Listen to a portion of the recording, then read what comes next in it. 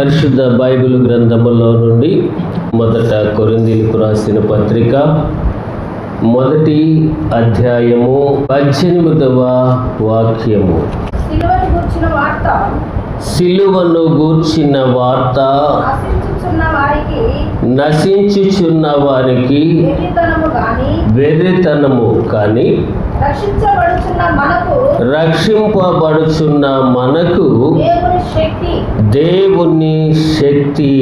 హల్లెలూయా, హల్లెలూయా.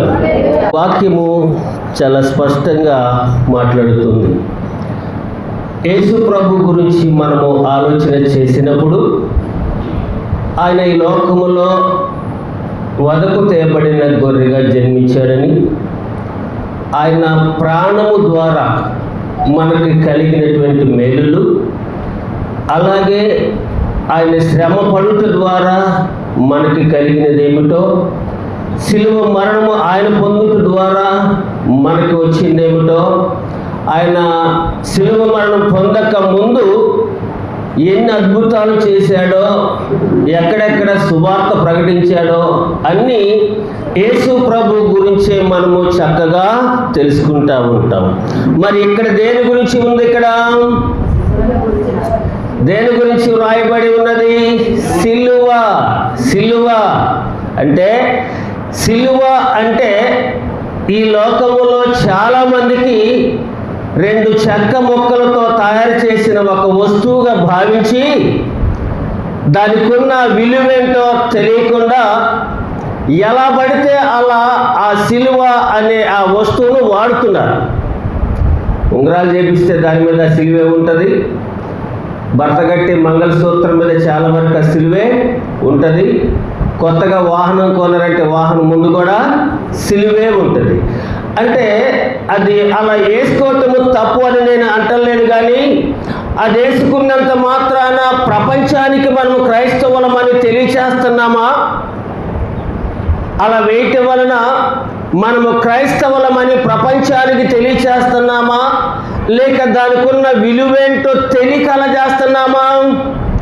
నా ఉద్దేశ ప్రకారముగా సిలువకు ఉన్నటువంటి విలువేంటో తెలిస్తే అలా ఆభరణాల మీద, వాహనాల మీద సిలువ గుర్తు వేసుకోవాలనుకునే వారికి ఆలోచనే రాదు. హల్లెలూయా, హల్లెలూయా. ఎందుకంటే స్పష్టంగా చెప్తున్నాడు ఇక్కడ, సిలువను గూర్చిన వార్త నశించుచున్న వారికి వెర్రితనము కానీ రక్షింపబడుచున్న మనకు దేవుని శక్తి. ఏంటండి సిలువకున్న శక్తి? ఏంటి సిలువకున్నటువంటి ప్రాముఖ్యత? సిలువకున్నటువంటి విలువేంటి? ఆ విలువేంటో ఈ దినమున కొన్ని ఉదాహరణలను మనం చూద్దాం. మొదటిగా ఎఫెసీయులకు రాసిన పత్రిక ఒకసారి మనము 2వ అధ్యాయములకు వచ్చినప్పుడు 16వ వాక్యమును చూద్దాం. తన సిలువ వలన ఆ ద్వేషమును సంహరించి దాని ద్వారా వీరిద్దరిని ఏక శరీరముగా చేసి దేవునితో సమాధానపరచవలెనని ఇలాగూ చేసెను కనుక ఆయనే మనకు సమాధానకారకుడై ఉన్నాడు. చాలా స్పష్టంగా ఉందండి ఇక్కడ. తన సిలువ వలన ఆ ద్వేషమును సంహరించి దాని ద్వారా వీరిద్దరిని ఏక శరీరముగా చేసి, దేని ద్వారా? సిలువ ద్వారా. ఎవరిద్దరిని?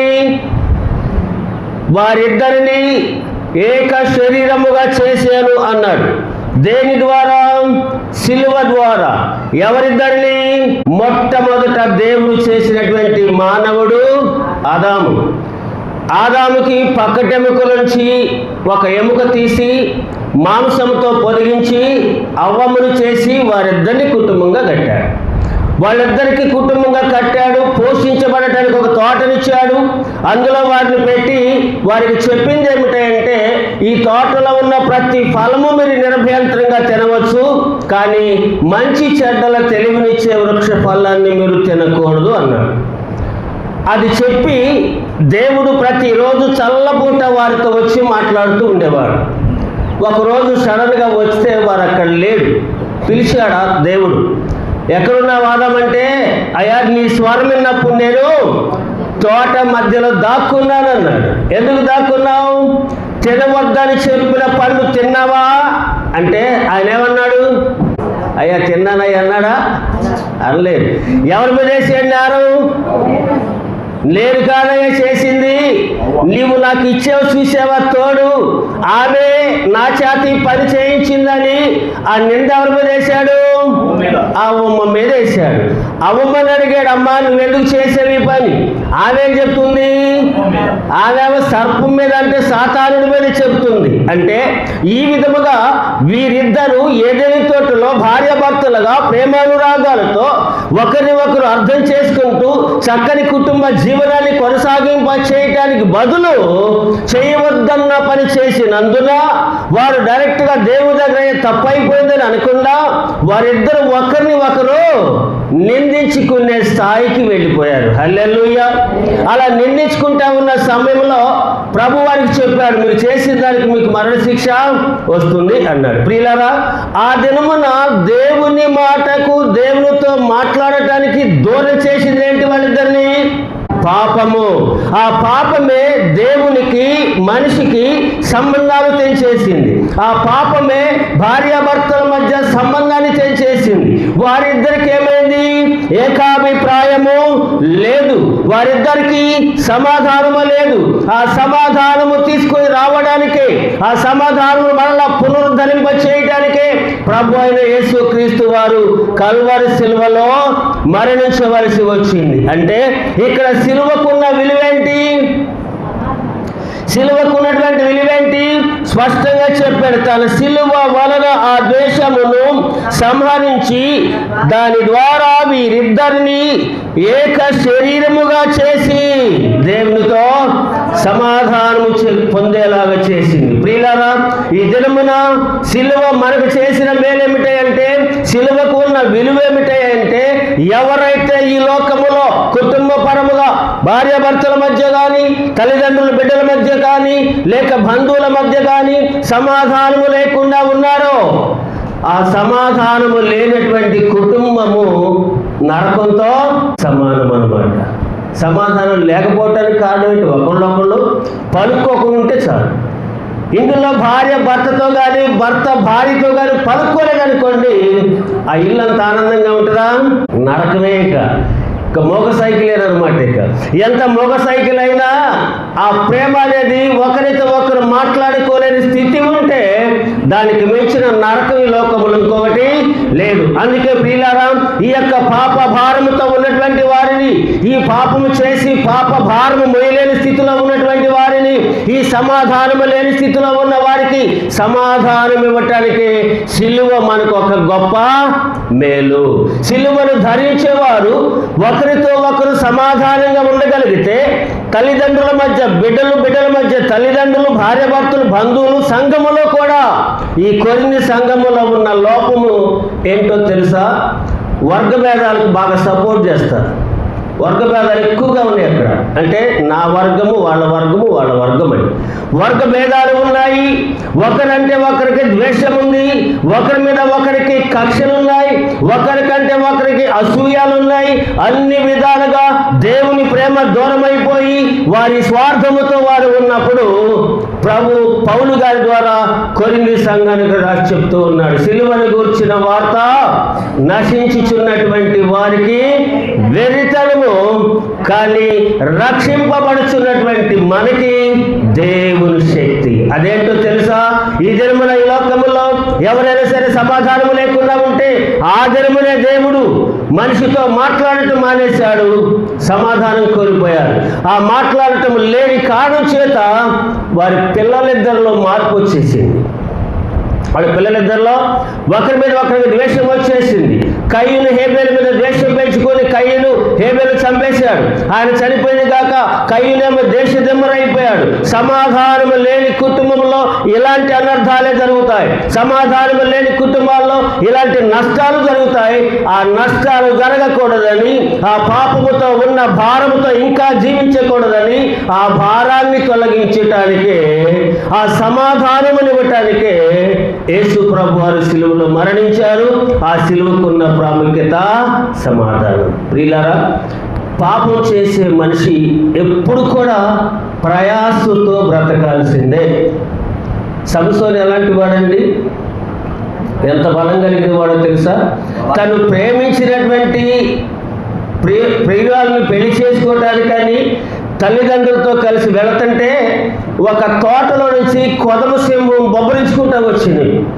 వెంటనే ఆయన చేతుల్లో ఏమీ లేదు, 2 చేతులే ఉన్నాయి. 2 చేతులతో 2 శంకులను చీల్చి నాలుకేసి కొట్టి చంపి వెళ్ళిపోయాడు. అంత బలవంతుడు. ఆయన బలం తెలుసుకోవాలని, బంధించాలని దెలీలా అనే ఒక ఆమె ఫిలిస్తీన్లకు పట్టించాలని ఎక్కడ ఉందో చెప్పాయంటే, ఇనుప సంఖ్యలతో నన్ను బంధిస్తే నేను నా బలం పోనట్టే అన్నాడు. ఇనుప సంఖ్యలు తెచ్చి బంధిస్తే ఆ ఇనుప సంఖ్యలు కూడా తాడు ముక్క దించేసినట్టు దించేశాడు. కొత్త నారతో మోకులు చేసి కట్టేశారు, వాటిని దించేశాడు. ఇనుప చువ్వలతో కట్టేశారు, వాటిని దించేశారు. నక్క జిత్తులు మారిదంటారు. నక్క చిక్కటం అంటే అసలు అసంభవమైనటువంటిది. అలాంటి నక్కలను 300 పట్టుకొని వాటి తోకలకు నిప్పంటించి ఫిలిస్తీన్ల పొలాలు అన్నీ తగులు పెట్టినటువంటి వాడు, అంత బలము కలిగినటువంటి వాడు ఏమైపోయాడు? ఒక దినమున ఏమైపోయాడు?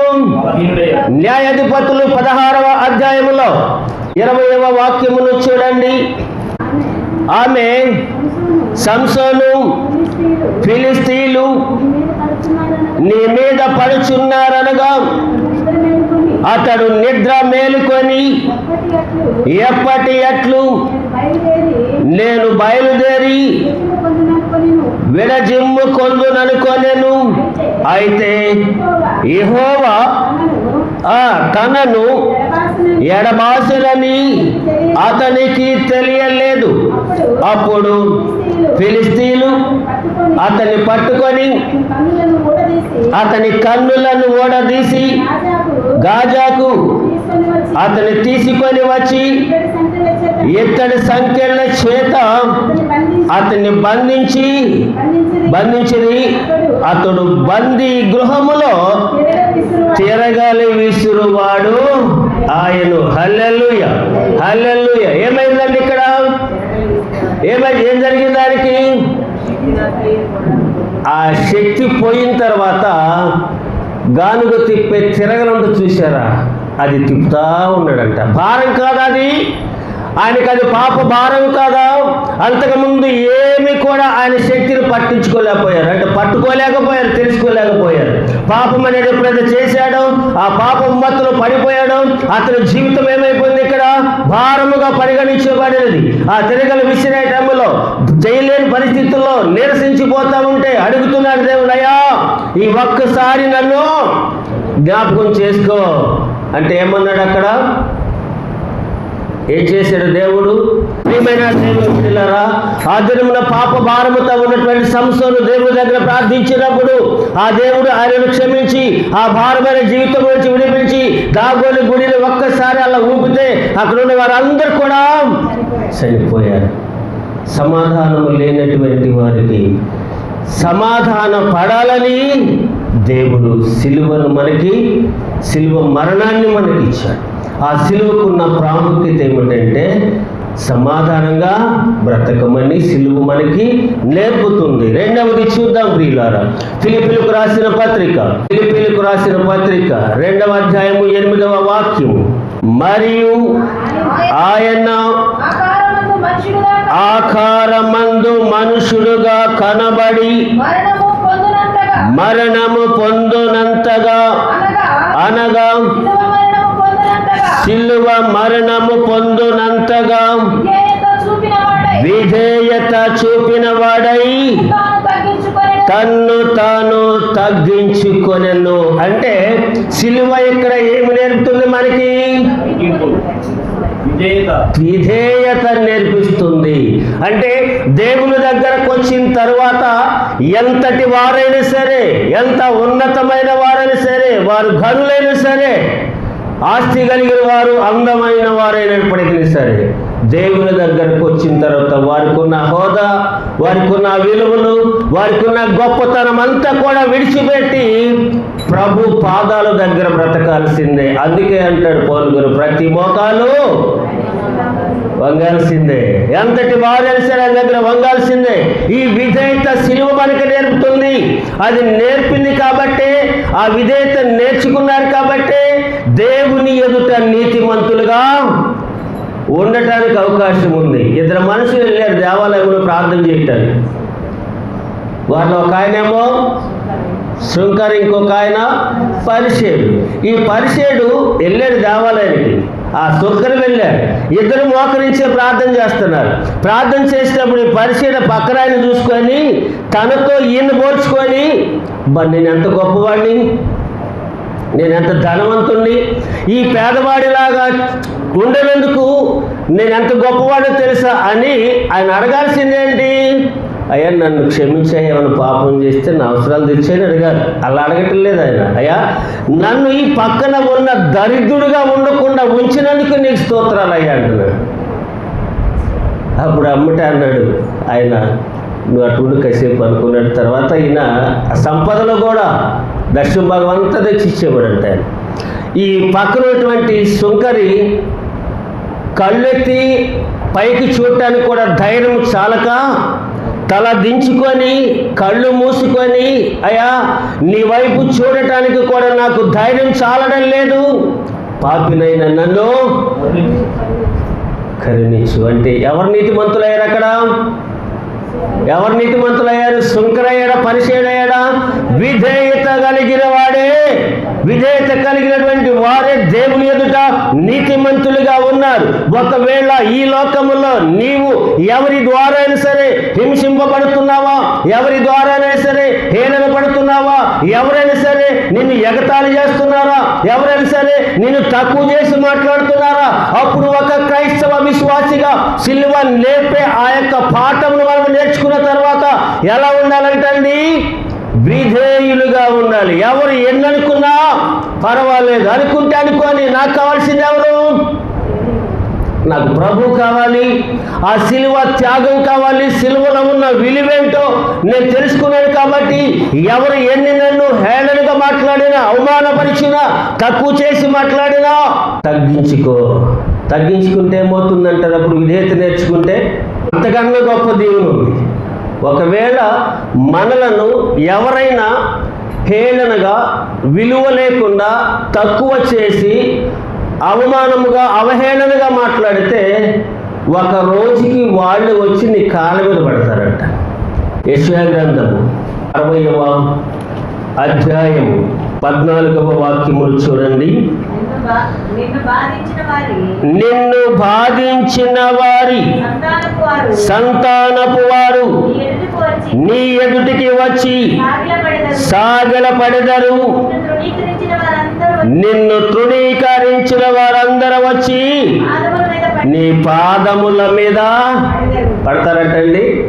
ఒక్క నిమిషం ఓర్పు పడితే చాలు. మనం అనుకొని వాళ్ళ కర్మే వాళ్ళే మోస్తారని అనుకుంటే మనకు తర్వాత జరిగే మేలేంటే తెలుసా? మనల్ని బాధించేవారే కాదు, వారి సంతానం అంతా కూడా వచ్చి మన పాదాల దగ్గర సాగిలిపడి తప్పైపోయిందని వాళ్ళే ఒప్పుకునే రోజు తీసుకొస్తాడు దేవుడు. అయితే మనము నేర్చుకోవాల్సిందేమిటి? చెప్తా ఉండేవాడు కదా అప్పుడప్పుడు, జన్మ పాపము, కర్మ పాపం. జన్మతో వచ్చిందేమో తల్లిదండ్రులు చేసిన పాపం, కర్మేమో ఎవరు చేసుకున్నది వాళ్ళదే. ఇది కర్మ పాపం అన్నమాట. అలా చేస్తే వాళ్ళకి మనము పోనీలే అనుకుంటే చాలు, అప్పుడు వాళ్ళే ఒక దినమున మన పాదాల మీద పడతారు. కాదు, నేను కూడా వాళ్ళకంటే తక్కువేం కాదు, నేను కూడా ఉప్పు కారం తింటానని అనుకుంటే ఆఖరికి ఆ ఉప్పు కారం తగ్గించుకొని తినే రోజు ఒకటి మన జీవితాల్లోకి వస్తుంది. అదే భయంకరమైన పరిస్థితులు. ప్రియులారా, ఒకటి సిలువకున్న విలువ ఏమిటంటే, ఒకటి సమాధానము లేని వారికి, ఆ సమాధానము లేకపోతే కోల్పోయే నష్టం చాలా ఉంది. అది ఎవరు భర్తీ చేయలేరు. కాబట్టి అలాంటి సమాధానము లేని కుటుంబాలకు, సమాధానము లేని సంఘానికి, సమాధానము లేనటువంటి మనుషులకు, సమాధానము లేని బంధువులకు సమాధానపరచటానికి సిలువను దేవుడు ఉపయోగించాడు. అదే 2 చెక్క ముక్కల వస్తువుగా మాత్రం ఎవరో చూడకూడదు, అలా భావించుకోకూడదు. అలా భావించుకుంటే దాని విలువ మనకు తెలియదు, అందులో జరిగే ఉపయోగాలు ఏంటో మనకి దేవుడు చేయడు. ఒకటి సమాధానపరిచినది సిలువ, 2 విధేయత నేర్పింది సిలువ, 3వది హెబ్రీయులకు రాసిన పత్రిక 12వ అధ్యాయము ఒక్కసారి 2వ వాక్యం చూడండి. మనము కూడా ప్రతి భారమును సులువుగా చిక్కులు పెట్టు పాపమును విడిచిపెట్టి విశ్వాసమునకు కర్తయు దానిని కొనసాగించువాడునైనా యేసు వైపు చూచుచు మన ఎదుట ఉంచబడిన పందెములో ఆయన తన ఎదుట ఉంచబడిన ఆనందము కొరకై అవమానమును నిర్లక్ష్య పెట్టి సిలువను సహించి, సిలువ ఏం చేసిందంటే ఇక్కడ సిలువ సహించి అవమానమును నిర్లక్ష్య పెట్టి సిలువను సహించి అన్నాడు. అంటే ఏమి సహించుకోవాలి ఇక్కడ మనము? ఏం సహించుకోవాలి? ఇందాక ఒక వాక్యం కూడా చదివాం. ప్రకటన గ్రంథంలో కూడా అలాగే చెప్తాడండి. ప్రకటన గ్రంథంలో కూడా సహించుకోవాలి. సహించుకునే వారు ఎంత ధన్యులయ్యా అంటే, ప్రకటన గ్రంథంలో 3వ అధ్యాయంలో ఒక చక్కని మాటను మనము 9వ వాక్యంలో చూస్తామండి. ఈదులు కాకయే తాము ఈదులమని అబద్ధమాడు సాతాను సమాజపు వారిని రప్పించదను. వారు వచ్చి నీ పాదముల ఎదుట పడి నీ నమస్కారము చేసి, ఇదిగో నేను నిన్ను ప్రేమించుతునని తెలుసుకొనినట్లు చేసేదను. ఎవరికి చెప్తున్నాడు ఇక్కడ?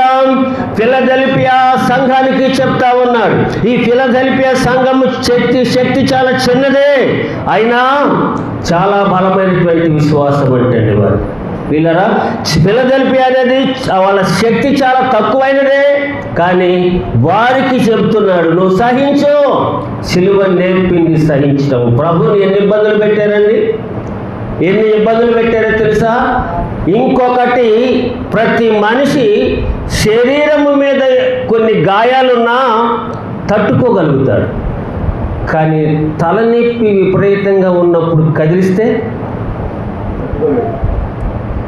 ఎవరినైనా, ఇంట్లో భార్య అయినా భర్త అయినా, భర్తకు తలనొప్పి బాగా ఉందనుకున్నప్పుడు భార్య కదిలిస్తే ఏమంటాడు? భార్యకి తలనొప్పి ఎక్కువైంది అనుకోండి, కారణం ఏదైనా కావచ్చు, అప్పుడు భర్త కదిలిస్తే ఏమంటుంది? తల నొప్పికున్న బాధ ఇంకా దేనికి ఉండదండి. అది రకరకాల మొత్తం బాడీనంతా, ఈ అవయవాలన్నిటినీ మెయింటైన్ చేసేది తల. కానీ అలాంటి తల మీద ముళ్ళ కంపతో కిరీటం చేసి ఆ తల మీద పెట్టి అలా కొడితే ఎలా ఉంటుందండి? కొడితే ఎలా ఉంటుంది? ఆ ముళ్ళు లోపలికి గుచ్చుకొని నరముల వ్యవస్థకు తగిలినప్పుడు ఆ బాధ ఎంత ఉంటుంది? యేసు ప్రభువారు శిలువ మరణం చేసేటప్పుడు ముళ్ళ కిరీటాన్ని పెట్టి ఆ ముళ్ళు లోపల శరీరం పుర్రి లోపల మెదడులో ఉన్న నరాలు కూడా గుచ్చుకొని రక్తం కారుతుంటే, ఆ రక్తం కారేటప్పుడు ఆ రక్తం కళ్ళ మీదకి వస్తే కళ్ళు బయలు కమ్ముతాయా? సహించనే లేదా? ఎవరినైనా ఏదైనా అన్నాడా? దేవాలయమును వ్యాపార స్థలముగా మార్చినప్పుడు మాత్రం అక్కడికి వెళ్ళి, నా తండ్రి దేవాలయమును మీరు వ్యాపార స్థలముగా మారుస్తారని అక్కడ తాడు తీసుకొని వాళ్ళని మందలిచ్చినట్లు చూస్తాం.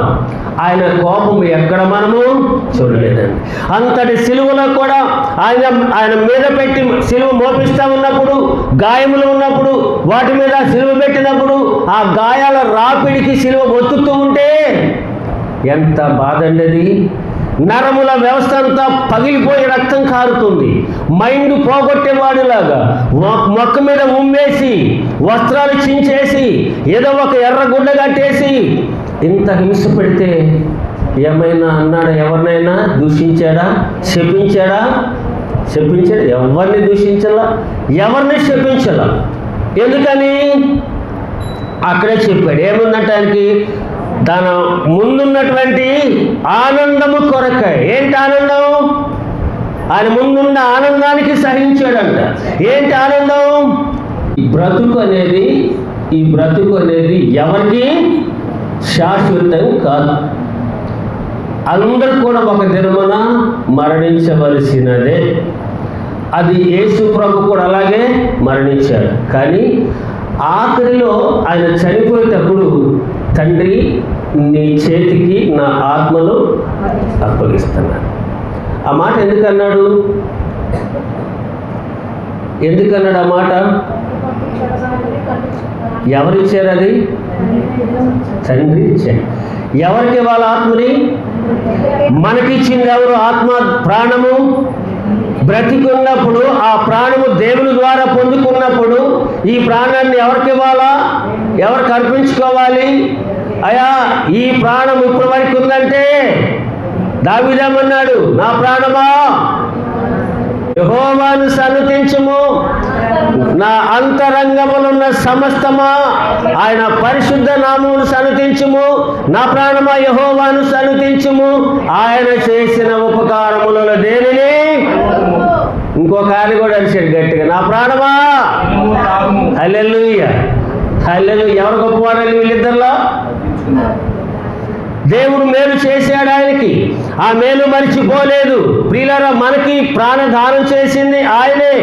యేసు ప్రభువు కూడా ఎందుకయ్యా ఆయనకి అప్పచెప్పాడు? తండ్రి నీ చేతికి నా ఆత్మను అప్పగిస్తున్నాను అన్నాడంటే, 3వ రోజున సమాధిలో నుంచి ప్రభువుని లేపాలి. సమాధిలో నుంచి ప్రభువుని లేపాలంటే అది ఆయనకి ఆనందం కలగాల. ఆ ఆనందం కలగాలంటే ఈ ఆత్మ దేవునికి అప్పచెప్పాలి. దేవుడు 3వ దినమున ప్రభులోకి పంపాలి. ప్రభు పునరుద్ధానుడు అవ్వాలి. అది జరగవలసిన క్రమము, అది జరగాలి. అది ఆనందం ఆయనకి. కానీ ఇప్పుడు సహించకపోతే, సిలువ వేసే సమయంలో అంత వేదనకు గురి చేసినప్పుడు, అంత హింస పెట్టినప్పుడు, అంత దూషించినప్పుడు, అంత అవమానకరంగా మాట్లాడినప్పుడు సహించకపోతే పునరుద్ధానుడు అవుతాడా? మరి మనము కూడా ఆర్భాటముతోను, ప్రధాన దూత శబ్దముతోను, దేవుని బోరతోను పరలోకం నుండి ప్రభు లోకానికి వచ్చినప్పుడు సమాధుల్లో ఉన్న మనము లేపబడాలా వద్దా? ఆ ఆనందం అనేది మనకు కావాలంటే, ఆ ఆనందమయమైన జీవితము పరలోకము నుండి భాగ్యం మనకు కావాలంటే ఈ లోకములో సహించాలి, ఓర్చుకోవాలా. ఓర్చుకోవాలంటే ఏం కావాలా? ఓపిక కావాలా. ఓర్చుకోవాలంటే ఓపిక కావాలా. ఓపిక కావాలంటే ఏం చేయాలా? తినాలంటారు గట్టిగా. ఓపిక కావాలంటే తినాలి కదా, తినంటారా? ఈ తింటే వచ్చే ఓపిక వేరు, ఓర్పు కొరకు వచ్చే ఓపిక వేరు. రెండింటికి సంబంధాలు లేవండి. తింటే వచ్చే ఓపిక ఎలాంటిదంటే ఒంట్లో బలం ఉంటుంది, ఆ బలం ఎక్కడ కూడా రాజీ పడలేదు. కానీ ఓర్చుకోవటానికి ఓపిక కావాలా. ఆ ఓపిక అనేది ఓర్పుతో కూడినటువంటిది అనమాట. ఇంకా ఓపిక చచ్చిపోతుంది అన్నావా, కట్టలు తెంచేసిద్ది అనమాట. అప్పుడు ప్రియమైన దేవుని బిడ్డలారా, అబ్రహాము కూడా ఆశీర్వదించబడ్డాడంటే సిలువ ద్వారా ఆయన ఆశీర్వదించబడ్డాడు. ఒక మాట నేను చూపించేసి ముగించుకుంటాను ప్రియులారా. గలతీయులకు రాసిన పత్రిక 3వ అధ్యాయము 14వ వాక్యమును చూడండి. ఆత్మను గూర్చిన వాగ్దానము విశ్వాసము వలన మనకి లభించినట్లు అబ్రహాము పొందిన ఆశీర్వచనము క్రీస్తు యేసు ద్వారా అన్య జనులకు కలుగుటకై క్రీస్తు మన కోసము శాపమై మనలను ధర్మశాస్త్రము యొక్క శాపము నుండి విమోచించను. ఇందును గూర్చి మ్రాను మీద వేలాడిన ప్రతి వాడును శాపగ్రస్తుడని వ్రాయబడి ఉన్నది. మ్రాను అంటే సిలువ. ఈ సిలువ ద్వారా అబ్రహాముకి ఏం జరిగింది? ఇక్కడ ఆశీర్వాదం వచ్చింది. ఆ ఆశీర్వాదమే అన్ని జనులకు కూడా వెళ్ళాలి అనేది. ప్రియమైన దేవుని బిడ్డలారా, ఈ దినమున వాక్యం వినే మీ అందరూ కూడా దేవుని చేత ఆశీర్వాదించబడాలి. ఎలాంటి ఆశీర్వాదం అది? ఆశీర్వాదం అనగా గొప్ప మేడలు, వెండి, బంగారము, డబ్బు ఇవన్నీ కాదు. ఆరోగ్యమే. హల్లెలూయా, హల్లెలూయా. ఆరోగ్యమే మహాభాగ్యము. ఆరోగ్యంగా ఉంటే అంతకు మించిన భాగ్యం ఇంకొకటి లేదు. ఆ ఆరోగ్యం ఉండాలంటే ఏం చేయాలా? ఏం చేయాలి? దేవునితో మనం ఉండాలి. ఆ దేవునితో మనం ఉన్నప్పుడు ఆరోగ్యవంతులుగా మనం ఉంటే ఒకవేళ మరణకాలం వచ్చి మరణించిన సమాధిలోనున్న మనలను దేవుడు నా కుమారుడా, నా కుమారి రా, ఎక్కడికి? బయటికి రా పిలుస్తాడా? అయితే బ్రతికుండగా నీవు నీ సొత్తు కాదని తెలుసుకోవాలి. నీకున్న ప్రాణం నువ్వు డబ్బులు పెట్టుకున్నదని తెలుసుకోవాలి. అది నీ తల్లిదండ్రులు నీకు ఇచ్చిందని తెలుసుకోవాలి. నీకు ఇచ్చింది ఎవరంటే దేవుడు ఇచ్చాడు. ఆయనకు అప్పచెప్పేసి ఆ ప్రాణాన్ని ఆయనే కాపాడుకోవాలి. కాపాడుకుంటాడు కూడా. కాపాడకపోతే నష్టమేం లేదు. నాకున్న ఒక మొండి నమ్మకం ఏంటంటే, ఒకసారి నేను మీటింగ్స్ పెడుతున్నా చిరుమామిడిలో, భారీ ఇస్తున్నా, చాలా లక్షల్లో ఖర్చు అయింది. రోజు భోజనాలే వెరైటీ కూరలతో. పాపం పెద్దలందరూ తిరిగారు, 10-20 రోజులు అదే పని మీద తిరిగారు. సాయంత్రం మీటింగ్ ఈరోజు నల్లగా పట్టింది. వీళ్ళందరూ కూర్చొని అంటారు, అయ్యగారు జరుగుతాయి అంటారా? ఇంత పబ్లిసిటీ చేసి, ఇంత ఖర్చు పెట్టావు, ఇన్ని సరుకులు తెచ్చిపెట్టావు, ఇన్ని బియ్యం తెచ్చిపెట్టావు, జరుగుతాయి అంటారా అన్నారు. నేను ఒకసారి అన్నిచ్చా, రెండోసారి అన్నిచ్చా, మూడోసారి అన్న తర్వాత అన్న, ఏంటండి మీరు తను బాధపడతారు? ఎవరిది పని? ఎవరిదో పని? ఆయనే చేర్చుకుని లేకపోతే కూర్చుందాం. మందేమైంది? మనం చేయమంటలేదు కదా.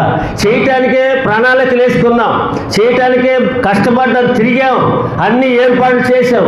వర్షం కురిపించడానికి ఆపేసి కూర్చుంటాం మన ఇళ్ళల్లో. మనమే వండుకొని తిన్నాం చర్చిలో.